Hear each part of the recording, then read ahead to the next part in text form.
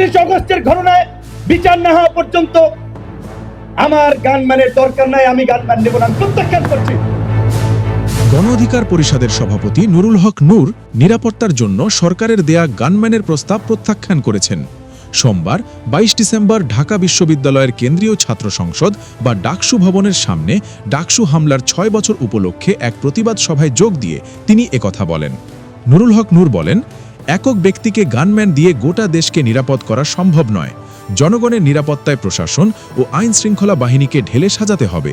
শুধু নির্বাচনের প্রার্থীদের নিরাপত্তা দিয়ে পরিস্থিতি স্বাভাবিক করা সম্ভব নয়। আইন শৃঙ্খলা পরিস্থিতির উন্নতি না হলে ও নিরাপদ ভোটের পরিবেশ তৈরি না হলে ভোটাররা ভোট কেন্দ্রে যাবে না।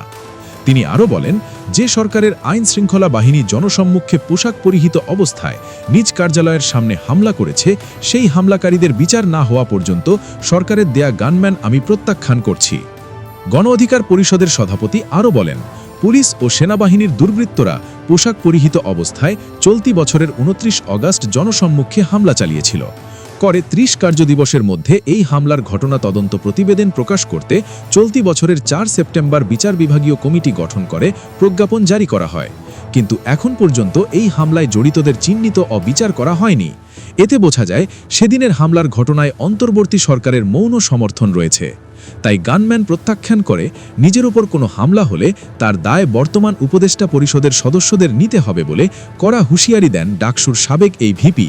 উল্লেখ্য, নিরাপত্তা শঙ্কায় থাকা 20 জন রাজনৈতিক ব্যক্তিকে গানম্যান দেওয়ার সিদ্ধান্ত নিয়েছে অন্তর্বর্তী সরকার।